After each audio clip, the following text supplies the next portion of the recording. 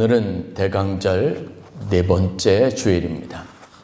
12월 25일 날 저희들이 성탄절을 맞이하여 하나님 앞에 예배하게 될 것입니다.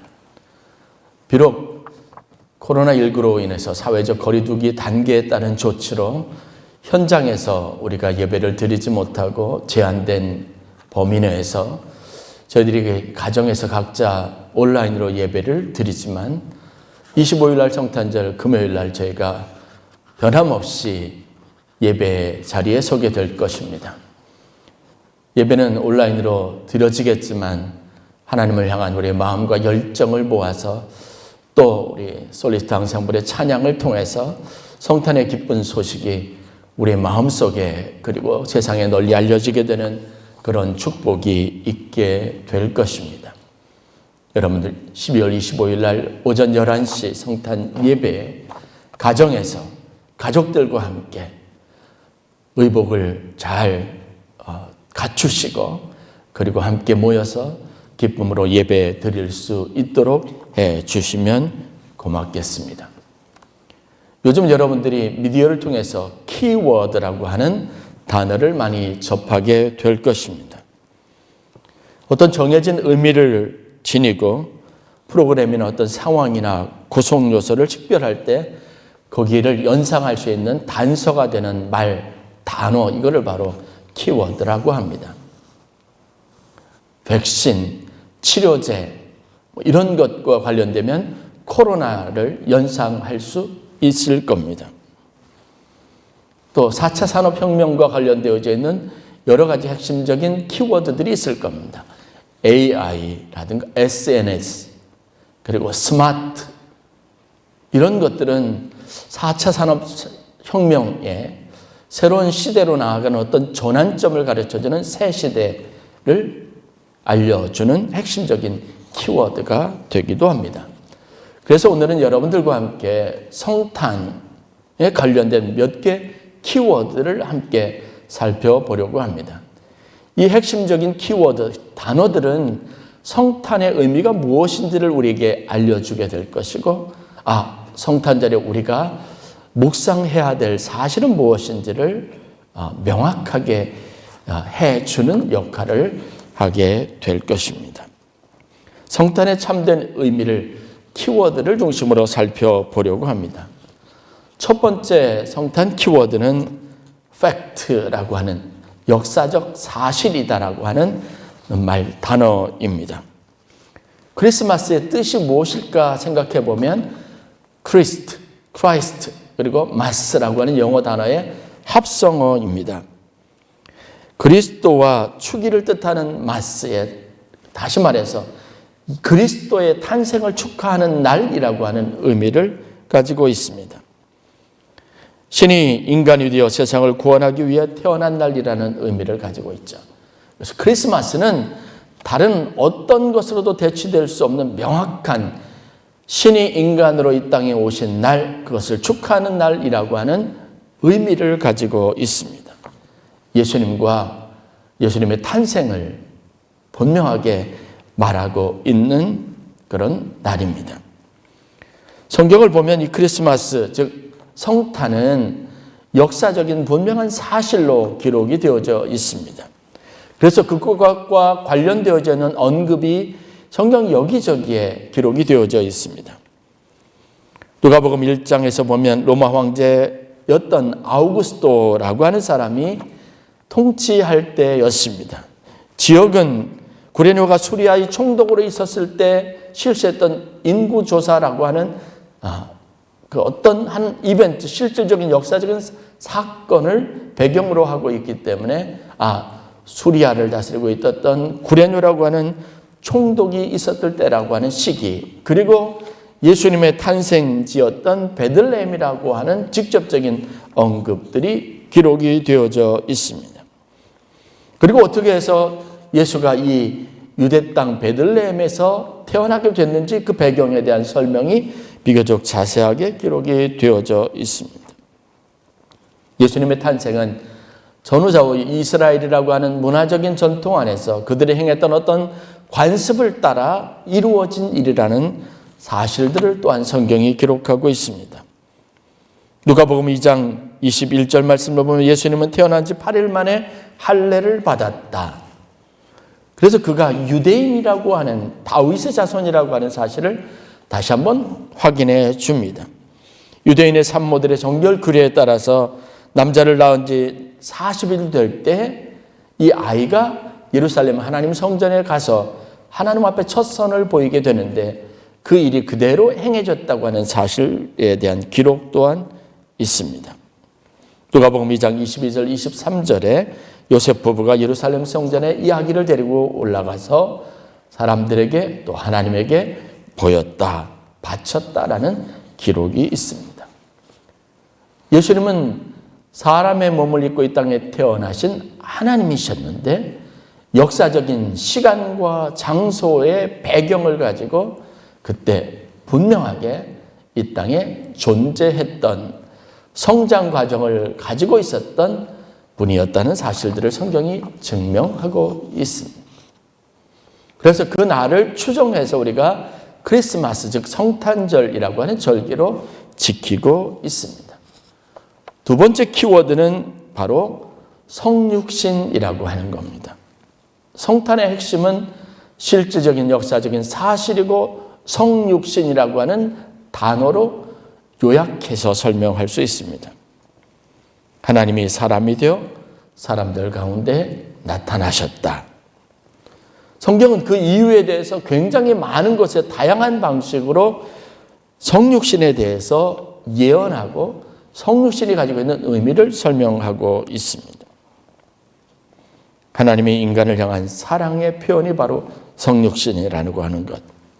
이 성육신을 통해서 하나님이 인간들에게 원하는 것이 무엇인지를 보여주셨고 구체적으로 나타내셨다라고 말하고 있습니다.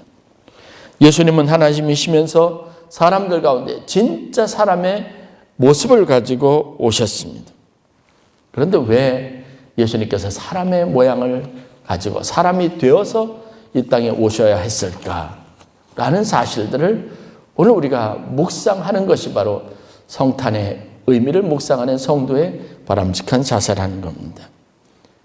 본문은 그 사실에 대해서 아주 중요한 몇 가지 핵심적인 내용들을 우리에게 교훈하고 있습니다. 예수님이 탄생할 때 당시에 일어났던 한 사건을 기록하고 있는데 이 짧은 사건 안에 성육신에 관련된 하나님의 사람의 몸을 입고 이 땅에 오셨던 이유와 목적에 대해서 그리고 사람들에게 기대하는 하나님의 뜻에 대해서 목적에 대해서 분명하게 제시하고 있다고 하는 사실입니다. 이것과 관련된 핵심적인 네 가지 키워드가 있습니다. 첫 번째는 겸손입니다. 성육신, 하나님이 사람이 되시는 사건은 겸손의 중요성에 대해서 가르치고 있습니다. 겸손의 가치. 겸손이라고 하는 것은 사람들에게 떠밀려서 낮아진 것이 아니라 스스로를 낮추는 겁니다. 스스로를 낮추고 스스로 낮아지는 것이 얼마나 가치 있고 아름다운 일인지를 우리에게 보여주시기 위해서 하나님께서 예수님이 되신 겁니다. 그리고 성탄의 사건은 우리로 하여금 겸손할 것을 가르칩니다. 세상에서 가장 큰 능력이 무엇일까요? 많은 사람들 통념적으로 높아진 것, 많은 것, 그리고 풍요해지는 것, 어떤 힘을 가지고 있는 것, 과시할 수 있는 것이라고 생각을 합니다. 그러나 하나님은 인간에게 있어서 가장 고귀하고 아름다운 것은 바로 스스로를 낮출 수 있는 것이다라고 말하고 있습니다. 즉 우리에게 세상의 모든 사람들이 바라는 풍요로운 것, 세상적으로 강해지는 것, 사람들 위에 군림하는 것을 추구하지 말고 스스로를 낮출 수 있는 참된 용기를 가진 진짜 힘 있는 사람이 되라고 가르치고 계시다고 하는 겁니다. 그래서 성탄의 계절에 우리는 겸손을 배워야 될 줄로 믿습니다. 사람들이 가장 하기 어려운 것이 무엇인지 아십니까? 자랑할 것이 많으면서도 사람들에게 보이고 과신할 수 있는 것이 많이 있음에도 불구하고 절제하고 낮추는 겁니다. 스스로를 절제하고 낮추어 남을 섬기는 것만큼 용기가 필요한 일은 없다는 사실들을 우리가 알 수 있습니다. 이것이 얼마나 참되고 아름다운 것인지를 하나님께서 우리에게 보여주시고 인간에게 그런 삶을 살도록 권면하고 계시는 겁니다.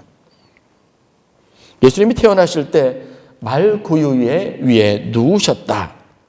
이게 성경이 말하고 있는 탄생에 관련된, 예수님의 탄생에 관련된 가장 전형적인 이미지입니다. 제가 성지순례를 하면서 베들레헴에 예수님이 탄생하셨던 곳이라 추정되는 말구유가 있었던 곳을 가보았습니다. 사람들이 길게 줄 지어서 줄이 늘어선 곳에서 그 장소를 보기 위해서 1시간 이상 기다렸습니다. 그런데 갔던 장소가 어디냐면 평평한 곳이 아니라 의외로 성전이 예루살렘 베들레헴 기념교회가 있었던 지하, 그곳으로 들어가는 입구가 굉장히 비좁고 그리고 작습니다. 거기에 사람들이 두 줄, 세 줄로 있던 사람들이 한 줄로 열을 합하여야 그곳에 들어갈 수 있는데, 들어간 사람들이 거기에서 아주 작은 곳에, 컴컴한 곳에 촛불처럼 희미한 빛에 들춰져 있는 그곳에, 구유였다고 여겨지고 예수님 탄생했다고 여겨지는 그곳에, 그 장소를 목격하기 위해서 모였었으니 여러분, 시간이 걸릴 수밖에 없습니다. 그곳에 간 사람들이 그 장소를 손으로 만지고 여러분 기도하는 시간을 가지니까 수백 명이 모여든 곳에서 시간이 지체될 수밖에 없었습니다. 정말 아무도 주목할 수 없는 작고 초라한 곳입니다. 누가복음 2장 24절에 보면 요셉 부부가 아기 예수를 데리고 바로 예루살렘에 올라가서 하나님 앞에 첫 선을 보일 때 번제물로 번제를 드린 이야기가 기록이 되었는데, 이 요셉 부부가 그 당시 얼마나 가난한 형편에 있었는지 보여주는 이야기가 나옵니다. 예수님을 데리고 올라갔을 때 번제물로 드렸던 제물이 바로 양이 아니라 10분의 1 가격 정도밖에 되지 않는 비둘기였다고 기록하고 있습니다. 가장 가난하고 힘없어 보이는 요셉의 가정에, 그것도 가장 초라하다 여겨지는 베들레헴의 그 어떤 화려한 좋은 처소도 아닌 말구유에서 예수님이 태어나셨습니다. 의도된 것입니다. 그리고 오늘 본문에서 보십시오. 예수님의 탄생 소식과 그것을 가장 먼저 축하하는 사람들의 관련된 이야기가, 축하연이 베풀어지는 장소에 관련된 이야기가 전해져 있는데, 그것이 바로 들에서 양을 치는 목자들을 통해서 은밀하게 이루어지고 있다고 기록하고 있습니다. 첫 목격자가 바로 들에서 양을 치던 목자들입니다. 그것도 가장 높은 곳에 있는 천사들이 가장 낮은 곳에 비천하다고 여겨지는 목자들과 함께 어우러져서 예수님의 탄생을 축하하고 있습니다. 이 어색하고 이상한 장면들, 전혀 어울리지 않는 두 부류의 가장 밝고 화려하고 찬란하고 빛나는 천사들과 가장 세상 사람들이 주목하지 않아서 모두 잠들어 있는 밤에 눈을 뜨고 양들을 지키고 있었던, 도심에 있었던 사람들이 아닌 들에 있었던 목자들이 함께 어우러져서 예수님의 탄생을 축하하고 있는 장면을 하나님께서 연출해내고 있다고 하는 겁니다. 이상한 장면이라고 여겨질 수 있지만 여기에는 여러분 심오한 하나님의 섭리가 있습니다. 예수님의 탄생이 가장 낮은 곳에서부터 가장 높은 곳에 있는 모든 사람들에게 미치는 가장 큰 기쁨의 좋은 소식이라고 하는 사실을 상징하기 때문에 그렇습니다. 예수님이 오시는 것은 어떤 특정한 사람들만이 누릴 수 있는 기쁨이고 그들에게 감격적인 사건이 아니라 아무도 자격 없다고 여겨질 수 있는 사람들에게까지 미치는 큰 기쁨의 좋은 소식이라는 겁니다. 주님이 오시는 것은요, 예외가 없이 모든 사람들에게 주어지는 하나님의 사랑의 표현입니다. 그러기 위해서 하나님은 스스로 가장 낮아지는 겸손을 실천했습니다. 여러분, 우리가 가지고 있는 삶의 축복과 영향력을 어떻게 최대화할 수 있는지를 생각해 본다면 그 비결은 단 한 가지입니다. 우리가 스스로 낮아지는 겁니다. 낮은 곳을 지향해야 합니다. 성탄의 사건은 그래서 가장 화려한 사건이, 가장 신비로운 일들이 가장 초라하고 낮은 곳에서 이루어지는 것으로 묘사되고 있습니다. 우리에게도 가장 화려하고 가장 아름다운 성전을 가진 교회와 성도들이 세상에 가장 어둡고 가장 낮은 곳을 지향해서 나아가는 이런 선교적인 모습으로 구체화될 수 있어야 된다고 주님께서 말씀하고 있습니다. 선교는 항상 가장 낮은 곳을 지향합니다. 가장 소외된 사람들을 향해 나아가고 있습니다. 하나님 주신 힘과 축복과 능력을 가지고 우리는 그것을 어디에 쏟아부어야 할지를 알고 누구를 위해서 베풀어야 할지를 알고 있습니다. 이것이 세상을 공평하게 하고 이것이 하나님의 영광을 드러나게 하는 전형적인 여러분 그리스도 방식의 믿음이라는 것을 우리가 한 시간도 잊지 않아야 합니다. 그러므로 우리는 우리가 가진 것이 무엇이든 스스로를 낮출 줄 알고 낮은 것을 바라볼 줄 아는 겸손한 마음을 가져야 합니다. 이것은 주님의 부르심입니다. 예수님이 하나님이 이 땅에 오시면서 취하셨던 방식이기도 합니다. 예수 안에서 그래서 누구든지 소망을 품고 꿈을 꿀 수 있습니다. 제가 받았던 복음도 바로 이것입니다. 이 복음을 받는 모든 사람이 꿈을 꿀 수 있습니다. 소망할 수 있습니다.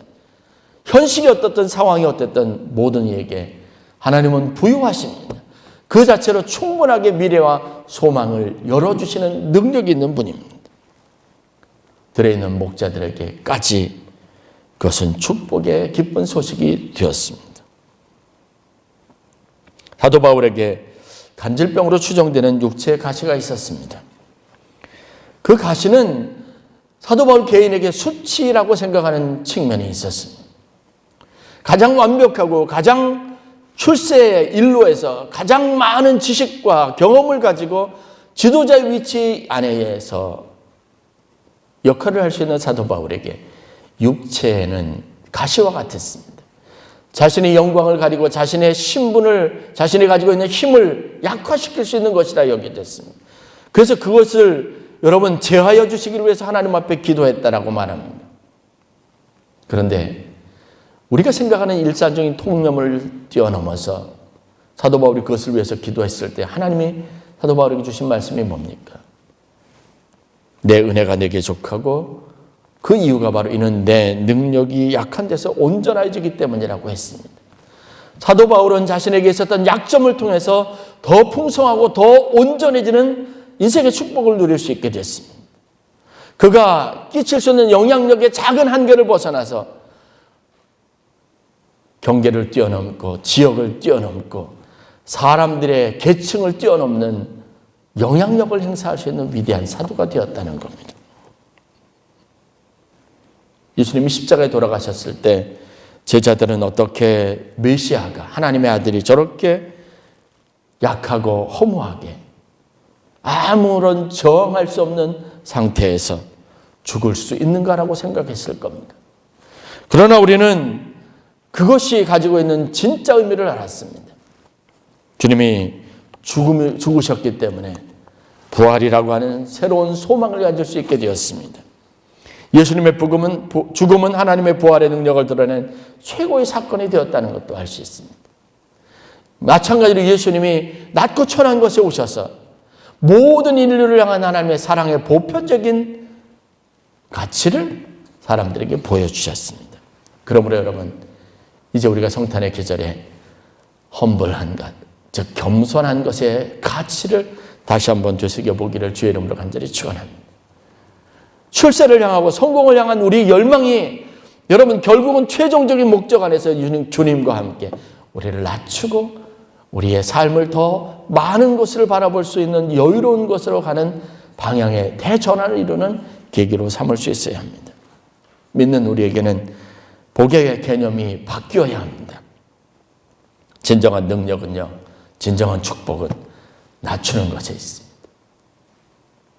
더 복된 성도가 되려면 지금보다 능력은 부단히 키우되 자세는 낮춰야 하는 것에 초점이 맞춰져야 된다는 것을 알아야 합니다. 주님은 마음이 가난하고 겸손한 자에게 찾아오십니다. 그래서 우리가 스스로를 낮출 수 있어야 합니다. 두 번째 키워드는, 성육신에 관련된 키워드는 공감입니다. 이해하고 함께 하는 겁니다. 나누는 겁니다. 영혼 구원과 삶의 변화를 위해서 이해하고 사랑하는 것만큼 중요한 것은 없습니다. 주님의 오심은 명백하게 나를 위해서입니다. 우리를 위해서입니다. 주님은 먼저 나의 마음을 얻어야만 했습니다. 주님은 그 사역을 이루기 위해서, 세상을 구원하기 위해서 먼저 나의 마음의 변화를 일으키셔야 하는 겁니다. 그러기 위해서 주님은 나의 주님이 되셔야 되는 겁니다. 성육신은요, 나와 관계 있는 사건이 되게 하는 특징을 가지고 있습니다. 바로 공감입니다. 여러분, 특정한 사람들이 그들만이 누릴 수 있는 세상에 대해서 얼마나 우리가 좌절감을 가지고 있습니까? 그런데 그것은요, 그들만의 세상과 그들의 이야기가 아니라 나의 세상과 나의 이야기가 되어야 하는 겁니다. 하나님이 우리에게 주시는 축복은 몇몇 사람들만이 누릴 수 있는 것이 아니라 모든 사람들이 꿈꾸고 또 내게 일어날 사건이 되어야 하는 겁니다. 예수님은 나의 형편, 내가 가지고 있는 고민을 아실까? 내가 얼마나 괴로워하는지, 내가 느끼는 이 힘들고 고통스러운 것을 아실까? 그냥 단순히 그것은 전혀 모른 채 원론적이고 원칙적인 것만 내게 강조하고 강요하시는 분은 아닐까? 신앙생활하면서 우리가 가지고 있는 제일 큰 절망이 바로 이겁니다. 그런데 주님은 성탄의 사건을 통해서, 그래, 내가 겪고 있는 고통이 어떤 것인지 알아. 그래, 돈 없이 사는 힘든 것이 무엇인지 알아. 왜 내가 그렇게밖에 할 수 없는지 이해한다라고 말씀하시는 겁니다. 그게 바로 낮아지신 이유입니다. 슬픔도 하시고 배고픈 것도 하십니다. 내 사랑하는 가족을 잃은 아픔이 무엇인 건지도 아십니다. 우리가 얼마나 자주 흔들리는지 인간이어서 겪는 심리적인 괴로움, 압박감 다 아십니다. 그래서 예수님의 공생에는 그러한 모든 것들이 다 포함되어 있습니다. 우리는 예수님에게서 완벽한 모습을 기대하기를 원하고 제자들도 그렇게 하기를 원했지만 주님도 지치셨고 피곤해 하셨습니다. 주님도 화가 났고 분노하셨습니다. 그러나 그것이 끝이 아니라 그것을 어떻게 극복해 나가고 그것을 어떻게 신앙적으로 이겨내는지 그 길을 우리에게 보여주셨습니다. 히브리서 4장 15절 16절 말씀에 우리가 대하는 은혜로운 말씀이 있습니다. 우리에게 있는 대제사장 즉 예수는 우리의 연약함을 체휼하지 아니하는 자가 아니요 모든 일에 우리와 한결같이 시험을 받은 자로되 죄는 없으시니라. 그럼 우리가 긍휼하심을 받고 때를 따라 돕는 은혜를 얻기 위하여 은혜의 보좌 앞에 담대히 나아갈 것이니라라고 기록하고 있습니다. 그분이 그런 경험을 갖고 있기 때문에 우리는 그분에게서 말씀을 통해서 성경을 통해서 그분이 하셨던 것처럼 할 수 있는 소망을 품고 있습니다. 그래서 성경은 예수는 길이요 진리요 생명이시라고 분명하게 말하고 있습니다. 그분처럼 하면, 그분처럼 따라가면, 그분처럼 우리가 결단하면, 그분처럼 우리가 반응하면 된다라고 하는 희망의 메시지를 가지고 있습니다.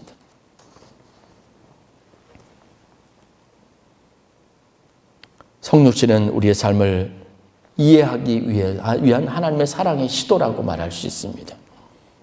그냥 연민과 동정을 베푸는 것과는 달라요. 그래, 내가 너희들 안다.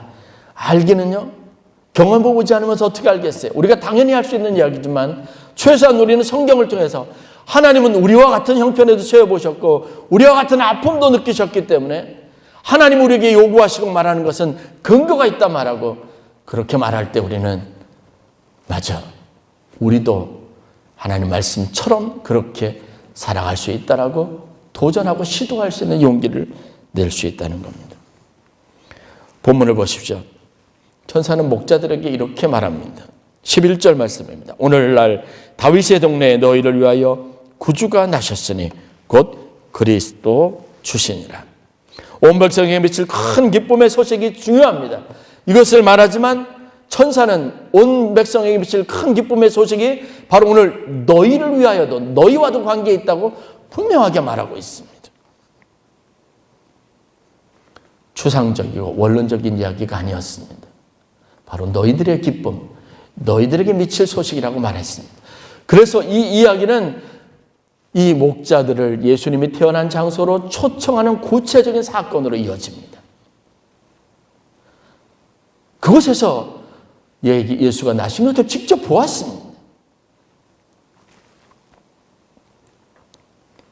목자들은 우리를 위한 구주를 만나게 되는 감격을 누리게 된 겁니다. 태어난 아기 예수는 가장 우선적으로 목자들을 위한 구세주가 된다는 것을 보여주셨습니다. 이것이 복음의 핵심이자 여러분 공감의 능력입니다. 성육신은 그래서 첫 번째 겸손, 두 번째 공감이라고 하는 의미를 갖습니다. 세 번째 키워드는 쉐어하는 겁니다. 함께 하는 겁니다. 나누는 겁니다. 그 일은, 그 경험은 우리와 항상 함께입니다. 즉 예수님의 복음서의 말씀을 보십시오. 내가 이렇게 했으니 너희도 이렇게 할 것이다. 내게 이런 일이 일어났던 것처럼 하나님께서 너희 가운데 이렇게 행하실 것이라는 사실로 바로 이어지고 있습니다. 주님의 경험은 나의 경험입니다. 그것은 바로 그렇게 이어지게 되어져 있습니다.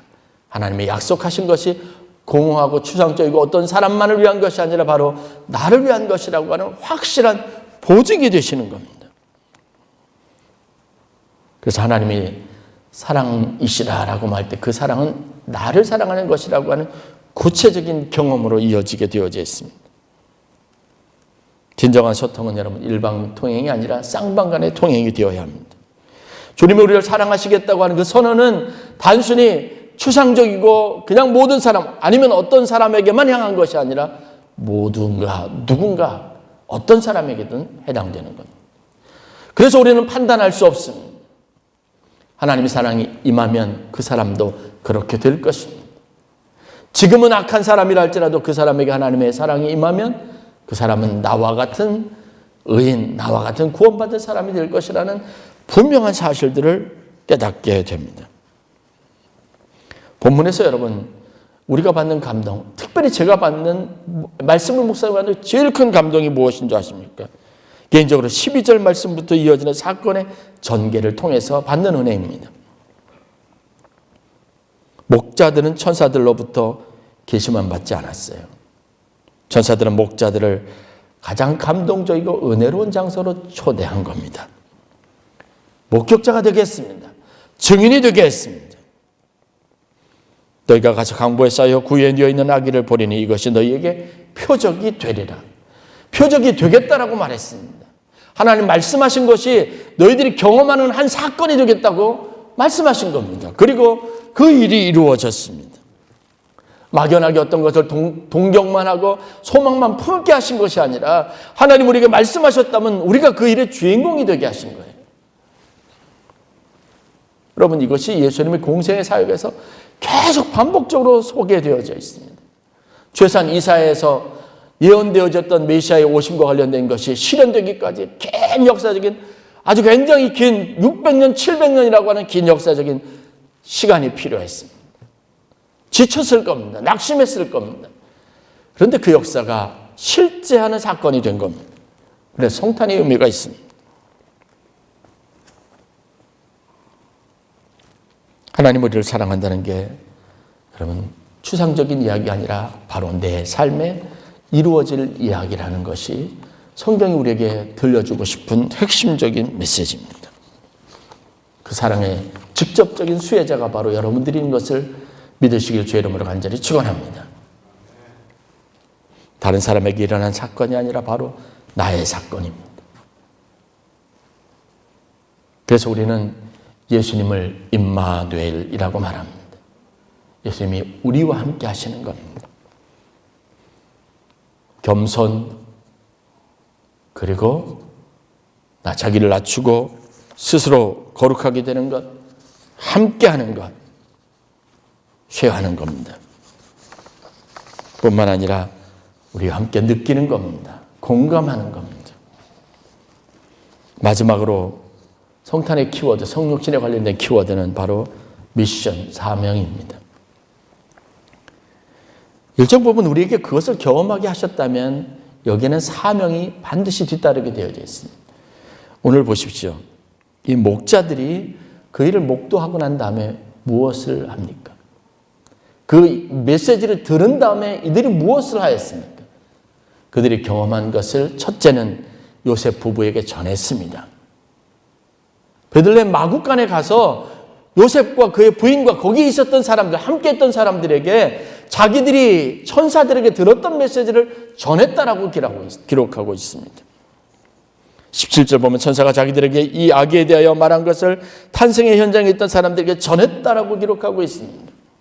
그리고 그들은 자기의 삶의 자리로 돌아가서 자기가 경험했던 것을 전했습니다. 하나님을 찬송했습니다. 영광을 돌렸습니다.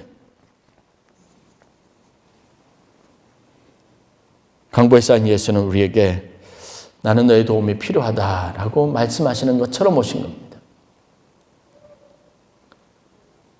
아기는 누군가의 돌봄이 필요한 것처럼 하나님의 역사는 그분이 가장 힘있고 능력있고 권능이 있으시면서 우주 만물을 섭리하는 가장 본질적인 힘을 가지고 계시면서도 누군가의 도움을 필요로 하는 역사를 만들어가는 힘이 있습니다.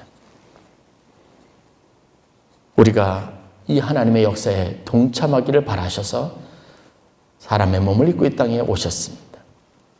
그 일이 우리의 일이 되게 하시고 하나님의 일에 우리를 동참하게 하시기 위해서 주님께서 사람의 몸을 입고 이 땅에 오셨음을 믿으시길 주의 이름으로 간절히 축원합니다. 이 삶을 우리가 실천할 때 우리는 믿음이 더 깊어지고 삶은 더 풍요해지고 복된 것을 또 내가 얼마나 가치 있는 인생인지를 여러분들이 느끼게 될 것입니다. 그래서 성탄의 이 사건은 우리 모두에게 가장 복되고 가장 큰 기쁨의 소식이 될 것이라는 메시지를 담고 있습니다. 여러분들에게 이런 축복이 임하는 성탄절이 되기를 주의 이름으로 간절히 축원합니다. 저희가 성탄절에 하는 여러 가지 일들이 있습니다. 이번 성탄절은 저희가 또 이웃과 함께 나누는 시간도 갖지만 오랫동안 교회에 오지 못하고 예배에 참석하지 못하고 또 코로나를 위해서 어려움을 겪고 계시는 우리 성도님들과 함께 성탄 선물을 함께 나누는 그런 시간이 되도록 저희 또 교회 교원들이 함께 의논해서 이번에 여러분 가정에 성탄 선물들이 다 가정별로 전달이 되게 될 겁니다. 교회에 오시지 못하지만 교회에서 정성껏 준비한 선물, 그리고 하늘 양식 말씀, 그리고 마스크, 그리고 또 우리 성경 새해 여러분들에게 도전이 되고 여러분들이 새해 말씀으로 붙잡을 수 있는 성경 요절이 담겨져 있는 그런 작은 북마크, 그리고 성탄 카드가 전달이 될 겁니다. 사무실에서 여러분 가정에 연락이 가서 또 협조를 요청하면 잘 계획을 세우셔서 이번에 여러분들이 함께 이런 은혜와 기쁨을 나눌 수 있는 절기가 됐으면 좋겠습니다. 오금동 지역에 있는 어려운 사람들과 함께 저희들이 또 사랑의 나눔을 실천하려고 계획하고 있습니다. 뿐만 아니라 또 우리가 기쁜 소식이 있는데 마스크 10만 장을 또 기증하시겠다고 하는 또 업체가 있어서 이번에는 저희가 우리 감리교 전체와 이 마스크를 또 공유할 수 있는 기회를 가지려고 또 계획하고 있습니다. 하나님께서 우리에게 이런 선한 마음을 가지고 하는 일들을 위해서 축복해 주신다라는 생각들을 갖습니다. 여러분들과 함께 나누는 것은 또 기쁨은 제가 송파구청으로부터 연락을 받았어요.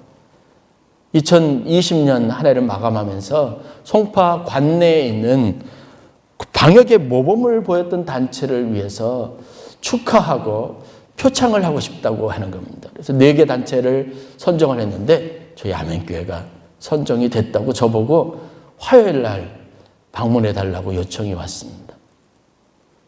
장로님들도 기도하고 많은 분들이 기도하는 것처럼 우리가 어디 자랑하려고 보이려고 과시하려고 한 일은 아닌데 그래도 이렇게 우리를 격려하신다라는 생각이 있어서 제가 좀 부끄럽지만 참석하겠다고 그렇게 응답했습니다. 여러분, 우리가 하나님의 이름으로 영광을 돌릴 수 있다는 것, 교회가 이렇게 선하고 아름다운 일들을 보이지 않는 곳에서 또 지역사회와 많은 사람들의 건강과 안전을 위해서 같이 협조하고 있다는 것을 그래도 인식시킬 수 있다는 사실에 저는 참 큰 보람을 느끼고 있습니다.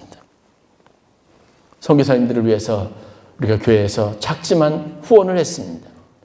그래서 감리교회 세계선교회비회가 이것을 모아서요, 이번에는 선물은 보내지 못하지만 선교사 각 가정마다 금일봉을 다 보내주기로 했습니다. 정말 교회들이 연합해서 정말 큰 일을 할 수 있었다는 것에 대한 보람과 기쁨이 있습니다.